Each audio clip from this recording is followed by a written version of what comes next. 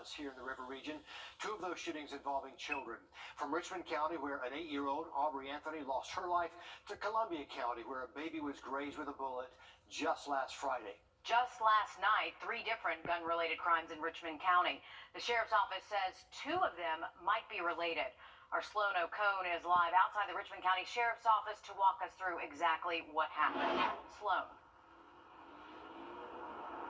Well, the Sheriff's Office and his investigative team are inside right now, actively working on all the incidents that happened last night from 7:27 to 7:43, within 16 minutes of each other and within 3 miles of all of each other. Deputies responded to the scene, all just down the road. The first call came in last night at 7:27, when the first armed robbery happened at Dollar General on MLK Jr. Boulevard. Not even 5 minutes later, the second call came in for an armed robbery at the Dollar Tree on Laney Walker Boulevard. They are both a mile apart and just a 3-minute drive. The sheriff's office believes those were committed by the same 2 people. 12 minutes after the second armed robbery, a pregnant woman was shot on Warren Street. That's down the street from the Bon Air apartments. They do not believe that shooting is connected to the robberies. The woman's car was taken by the subject and is identified as a charcoal gray 2015 Chevy Impala with the license plate RRU 995.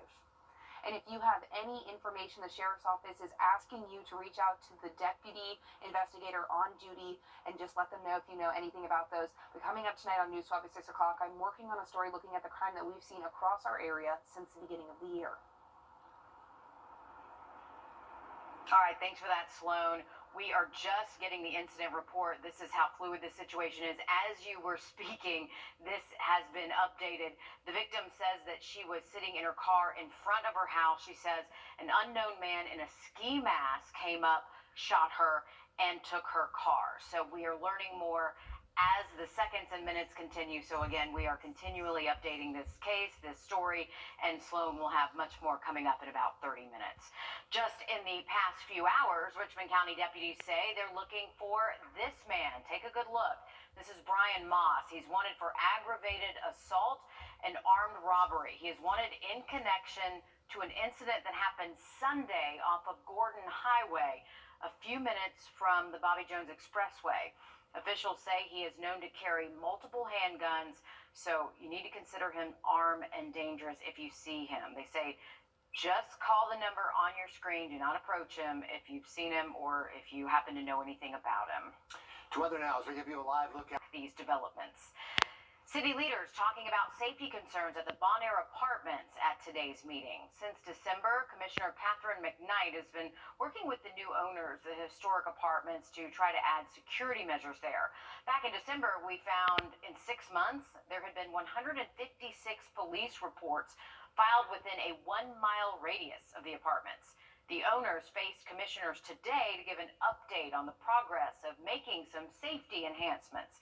Right now, they say they're working to replace back doors and add alarms, host community meetings with the sheriff's office, place flock security cameras that pick up license plates, as well as purchase more cameras and lighting for parking lots. Long term, they say they plan extensive repairs and renovations.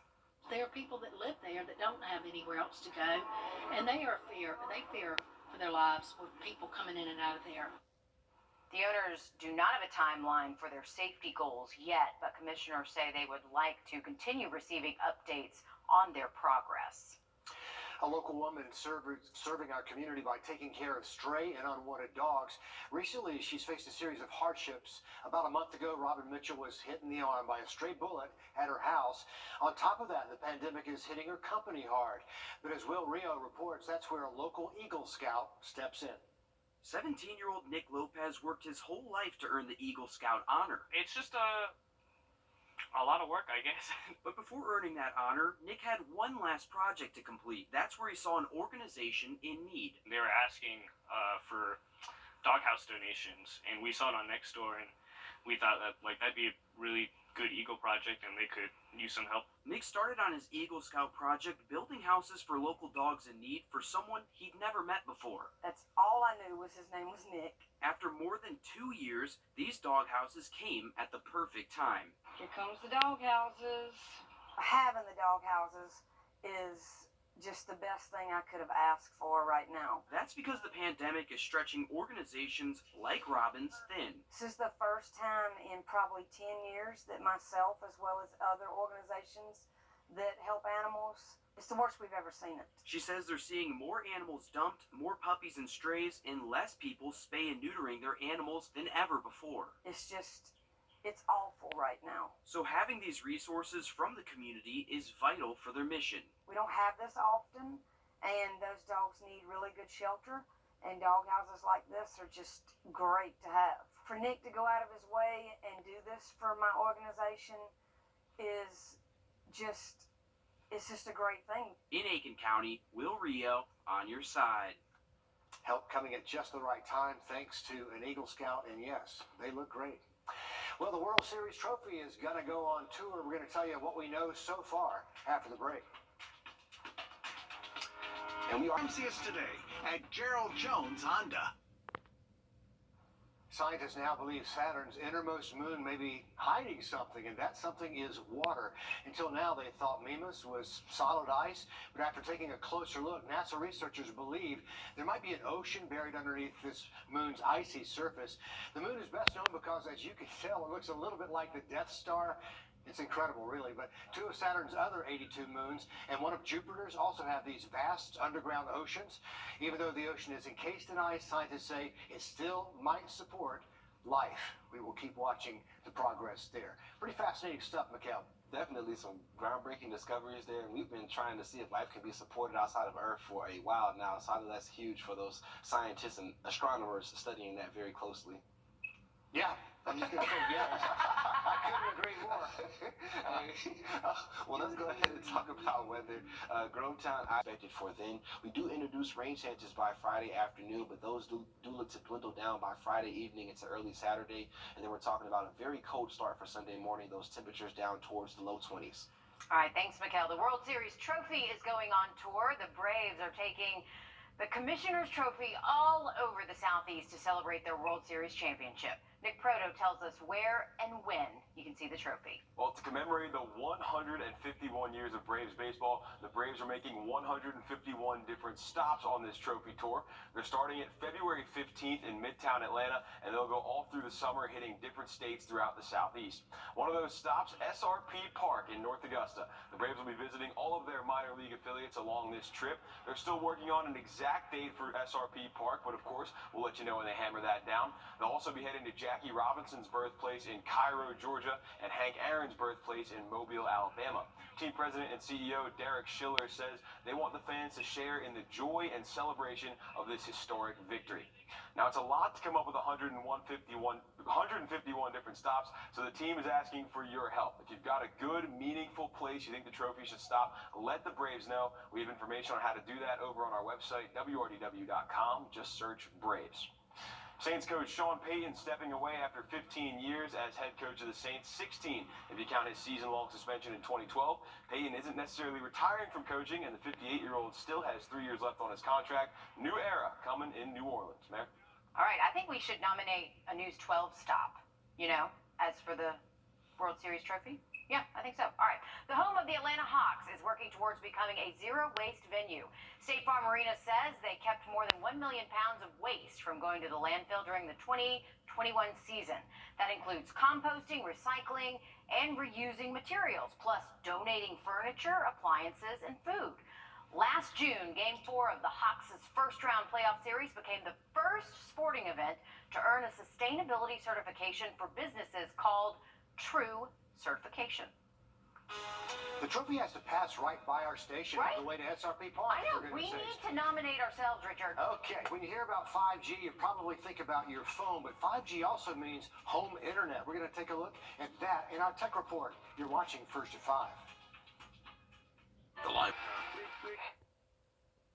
The way you get internet at your house may be changing with 5G. Some cell companies are introducing new devices that brings internet into homes the same way your phone connects. Jamie Tucker is taking a hands-on look at the new products to see if they actually work. Yeah, we've all got those routers with the antennas popping up all over the place. Well, now that 5G is rolling out all over the country, that ugly router can be replaced with this cool little box. You got your router here? Steve Van Dittner unboxes Verizon's new Internet Gateway, a box that connects with a nearby cell tower. No additional Wi-Fi router needed, no installation either. What we're doing is taking that from outside, converting it then into Wi-Fi, and then connecting it to your devices. There we go. So Van Dittner set up the device in Jim Garrett's home in the suburbs, maybe a mile from the nearest cell tower. We moved it from one room to the other, looking for the fastest connection. So how fast is it? The Verizon 5G home topped out at around 100 megabytes per second, less than half of Garrett's cable internet speed. So you may live in a C-band area and not currently get offered the product, but just keep checking back because they're going to continue to add cities throughout the rest of this year. T-Mobile has a similar device and service, again, bringing the internet from a cell tower to the home through a fairly small device. And there is a cost savings. Garrett's cable internet is around $100 a month. This device is $25 a month for Verizon customers. And the setup was so quick and easy.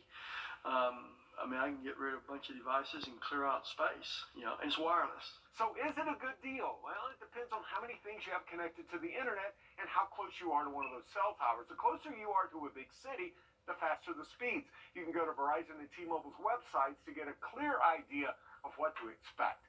That's What the Tech. I'm Jamie Tucker. The 5G rollout began last week, and here is a look at Verizon's coverage map. The darker areas are where 5G is available, and the lighter areas are where, 4G is available. So you can tell it's not exactly everywhere just yet. Cell companies will have updated maps of where 5G home internet is available later this week. Yeah, we don't want to switch into something that's actually slower. Yep. Let's talk about the Vax Up program. Vax Up Augusta officially wrapping up at the end of this month. That's according to the city administrator. More than 17,000 people in Richmond County have been fully vaccinated since the start of Vax Up Augusta. That's about an 8% increase, but not all those people actually got a gift card. Only 5 sites offered that incentive. Gambling is illegal in Georgia, but gambling legislation that's been stalled in the legislature for years might pass this year. Lawmakers have spent much of the last week negotiating behind the scenes over gambling bills to simplify the legislation to allow voters to decide yes or no to gambling. Gambling supporters appear to be willing to stop talking about casinos, at least for now, if they can get sports gambling passed this year. Aiken Mayor Rick Osborne honoring Part of the Gerald Jones family. Follow News 1226 on Twitter to keep informed with the latest happening near you. Okay, we may have gotten a bit of snow here on Friday, but we're never going to see something like this. A woman in Turkey narrowly escaping that huge blast of snow. Oh, that just looks miserable. You can see the snow gust crash into the bus just as she is stepping on. Look at the poor bus driver, too. He's covered. Right? Covers the passenger, also covers the driver. Look at it just going into the bus. No one got hurt. Turkey's been getting heavy snowfall since the weekend. Is she a snow princess or something? I mean, she comes in with, snow royalty there. It's Elsa's entrance. Well, definitely very interesting right there. Glad nobody got seriously hurt, but some interesting things going on. By Kenneth Nugent. From the station that's on your side, this is News 12 at 6 o'clock. She truly took a hold of life and just lived it the best way that she could for her little 6 years and touched a lot of lives. A touching tribute to remember the life of a 6-year-old student in Edgefield County, how that community is rallying behind her family, allowing her legacy to live on. But first up this evening, 3 violent crimes in less than 20 minutes. The search is on now tonight for 2 armed robbers and a masked gunman who shot a pregnant woman inside of her car and then stole it. The latest in a string of violent crime all across Richmond County. I want to show you this map. This shows the crimes that we've reported since the start of the new year. And the most recent we just told you about, the 2 armed robberies just last night, happened just minutes apart. The first one here on Martin Luther King Jr. Boulevard, right down here. Then just at 7:27, the second at the Dollar Tree on Laney Walker, right here. So you can see the distance there between those 2. Then about 12 minutes later, a pregnant mother was shot on Warren Street. That is right off of Walton Way near the Bon Air Apartments right here, just about a 7-minute drive away. News 12 Sloan O'Connor is live with us from the Sheriff's Office. And Sloan, we're just learning some new information in the last half hour, really, about this pregnant woman, this victim who was carjacked and shot. Exactly. The woman, like you said, was pregnant. She was just sitting outside of her house in her car when deputies say a man in a ski mask shot her inside of it, then took it and drove away. And she was shot in the right side of her abdomen. Again, she was pregnant. So now the search is on for whoever did this. But unfortunately, this was not the first violent crime of the year. And we found that most of these happen in clusters, minutes or hours apart. First shooting of the year happened on Ramsgate Road near Wheeler and Almond Roads. That was New Year's Eve. Police believe that was a domestic disturbance. Melissa Domingo is charged with shooting her husband in the head. Deputies say she was arrested on the scene and charged with aggravated assault and gun charges. Fast forward nearly a week later, the evening of January 8th, 8-year-old Arbery Anthony was shot and killed in her front yard. The following day, 1:04 a.m., two people shot in their car on the intersection of Gordon Highway and Wilkinson Road. They weren't seriously hurt. The next evening, two men were shot on Fenwick Street. One of those was serious. A 4-day lull until the double homicide on January 14th on Hammond Avenue near Peach Orchard Road. Two women were shot and killed, and a third was taken to the hospital. Almost 10 days later, with no reports, until an aggravated assault and armed robbery on Gordon Highway near North Lake Road on the 23rd. The suspect, Brian Moss, is wanted and considered armed and dangerous. On the 24th, the first armed robbery happened at Dollar General and MLK Jr. Boulevard around 7:30. Not even 5 minutes later, the second call came in for an armed robbery at the Dollar Tree on Laney Walker Boulevard, a mile apart and just a 3-minute drive. The sheriff's office believe both were committed by the same two people. 12 minutes after the second armed robbery, a pregnant woman was shot on Warren Street, down the street from the Bon Air Apartments. They do not believe that shooting is connected to the robberies. Also, within the last 30 minutes, we got one of the police reports for one of the armed robberies, and in it says that there were shots fired from one of the robbers at one of the clerks, and they took money from the cash drawer. Then both of the men took off. There were descriptions of the men, but they were pretty vague. Okay, keep us posted on all of that. Sloan, thank you. And as always, if you have any information to help deputies solve these cases, you're asked to call them at the number here on your screen, 706-821-1080. To weather now as I give you a live look at safety policy. We're told it will take 6 to 8 months to come up with a new policy manual, but Chief Burton says he is ready to get started right away. Purple and pink balloons filling the sky today to remember the life of a first-grade student in Edgefield County. This was a balloon released today at Douglas Elementary School in Trenton in memory of 6-year-old Elena Keels, who lost her life in a car accident. That happened earlier this month, just about a half mile away from that school.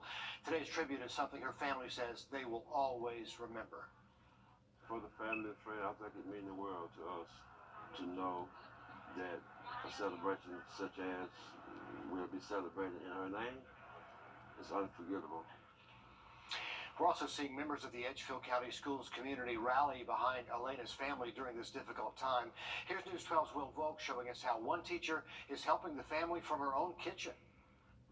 It's a somber time at Douglas Elementary. It is a family atmosphere, and it has always been. And when we lost this student, everybody lost the student. Janice Cleveland teaches there. She says the death of 6-year-old Elena Keels has been devastating.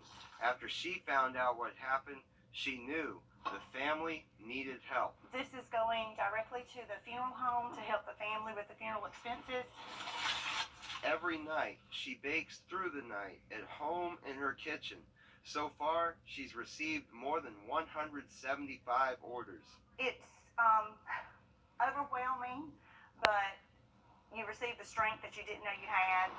It's all through her ministry, Loaves of Love. People donate what they can, and everything she raises goes to Elena's family. She truly took a hold of life and just lived it the best way that she could for her little 6 years and touched a lot of lives. How many? Take a look. Thank you for coming out. Thank you for your donations. The entire school gathered on the playground with her family to say goodbye. Every student in her grade sent a balloon to the heavens. And we were very blessed to have her at our school, and her memory will live on and her legacy will live on at Douglas Elementary. In Trenton, Will Volk, on your side. A community really coming together now. If you'd like to help this local family support the cause, you can find Loaves of Love on Facebook. We'll also have a link to their page on our website, wrdw.com. Happening now, Aiken County School Board meeting to talk about the new year-round calendar that's on the table. Right now, we're in the parent comment portion, so you see a lot of folks standing up, speaking in the mic there. The board could take a vote tonight on whether they'll adopt this or not, and our team is there. We're listening. We're going to have the details online and on the air tonight on News 12 at 11. But this would basically shorten that summer break.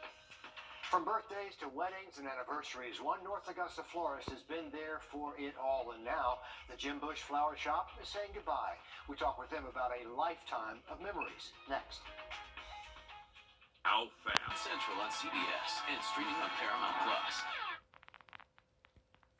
Hard to believe, but after more than 20 years of business, the Jim Bush Flower Shop on Martintown Road in North Augusta is closing its doors. It's been there for every loved one's funeral, Mother's Day, Valentine's Day since 1997. But now, as our Craig Allison reports, the owners say it's time for the next chapter. From the turn of the millennium to Martintown Road becoming 4 lanes to watching the Green Jackets move to North Augusta, Jim Bush Flower Shop has been there through it all. It's going to be sad that it's ending, but it's also going to be a time we get to spend more time with our family. After 25 years, Jim Bush and his family are retiring. The North Augusta florist opened in 1997, originally in the basement of a drugstore. We came in and opened, and it wasn't even a year later, he decided to close the drugstore, and he offered us to buy the building. So we came from downstairs up to the main floor and rented the upstairs too. There was a business upstairs too. So that's how it all got started. From there, Jim Bush Flower Shop was there for funerals, births, anniversaries, all of life's memories. In the door, and it's nice meeting new people, and they've moved from out of town to here, and it's grown a lot, but it's also kept its small town feel, which is what we love. So that's why we've stayed here. And as many memories as they've helped make, they'll remember many more. Every year we do it at Christmas, and we enjoy it. So I think that's one thing I'm going to miss the most. In North Augusta, Craig Allison on your side. Oh, they will be missed. They are a fixture there on Martintown Road. They've been supporting public schools, by the way. Every time there's a project, they're right there to help out and donate what they can. Beat that small town local business feel. The shop has a sale running through next week when they're going to officially close their doors for good. And if you notice that Christmas theme in there, that's no mistake. All their Christmas decor is part of the sale, so head in there. Well done, and we will miss you. Well, let's head outside. Dryer for your weekend. Still ahead in sports, the World Series trophy is going on tour. Nick's here with when and where you can see it after the break.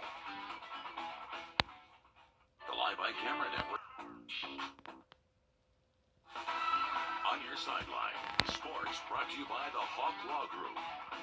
To commemorate 151 years of Braves baseball, the Braves are making 151 different stops on this trophy tour. They're starting February 15th in Midtown Atlanta, and they'll go all through the summer, hitting different states throughout the Southeast.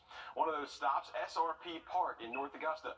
The Braves will be visiting all of their minor league affiliates along this trip. They're still working on an exact date, but of course we'll let you know once they hammer that down. They'll also be heading to Jackie Robinson's birthplace in Cairo, Georgia, and Hank Aaron's birthplace of Mobile, Alabama. The president and CEO, Derek Schiller, says they want the fans to share in the joy and celebration of this historic victory. Now, it's a lot to come up with that many stops, so the team is asking for your help. If you've got a good, meaningful place you think the trophy should stop, let the Braves know. We have information on how to do that on our website, wrdw.com. Just search Braves. Any young golfers looking to compete in drive, chip, and putt, registration is now open. Local qualifying events start in May at more than 350 sites across the country. Any boys or girls ages 7 to 15 can sign up. We've got 3 local kids competing at this year's national final at Augusta National. 8-year-old Zane Madison, 9-year-old Lila Hawker, and 13-year-old Hamilton Coleman. For more info on how to sign up, head on over to our website. Major League Baseball just announced... From the station that's on your side, this is News 12, NBC 26 at 11. New at 11, the Aiken County School Board has approved a plan for a year-round school calendar starting in 2023. The board settled on that decision at the meeting tonight. The modified calendar would have the same number of days as the current schedule, but there would be a shorter summer vacation. Instead, there would be a longer break at other times of the year. News 12 Celeste Springer was at that board meeting tonight with how things went down. Tonight's meeting opened with parents at the mic, both speaking out against the year-round school model, questioning if it would actually help students learn. Modified calendars don't address the how students are being taught, just the when. But Superintendent King Lawrence stood his ground on why he thinks the change needs to happen sooner than later. It provides strategic breaks to reduce burnout. It provides time for intervention. Ultimately, plans for year-round school for the 2022-2023 school year failed, but subsequent motions on plans for the following year caused confusion among parents and even the board members themselves. We did vote to approve the 23-24 calendar, did we not? With confused murmurs from the crowd. My understanding was that we were just basically changing the original motion, and then we were going to, so we voted to change the motion, and I thought we were going to have to vote to approve the motion. Parents we spoke to were left confused on if year-round school had passed for the 2023-2024 school year instead. The district says the year-round modified calendar will be in place for the year after next. One parent tells us the modified calendar, even pushed back to 2023, could create a massive headache for him to rearrange custody over the new breaks. I have week-to-week custody of my kids as soon as school gets out every summer, and I have that for the duration of the summer. So immediately, I don't like the idea because they're taking time that I have established with my children, and they're taking that away from me. But now parents like Mark will need to make plans for the new changes coming in 2023. Celeste Springer, on your side. And though the modified schedule did not pass for this fall, the 22-23 school year, they still need to approve a calendar for the year. There were talks of making a longer fall break this year, but nothing is final on that. A chemical leak from a tanker truck on I-20 raised concerns for the Savannah River this afternoon. The corrosive phosphoric acid and zinc chloride solution leaked from the truck right into Halls Branch Creek near the Amazon Fulfillment Center. The chemicals can be harmful to aquatic life, so emergency crews took some steps to protect the waterway, but it's not clear how much of the chemicals got into the creek. An update to a story our I-team has been covering for years. Georgia Senator Raphael Wrdw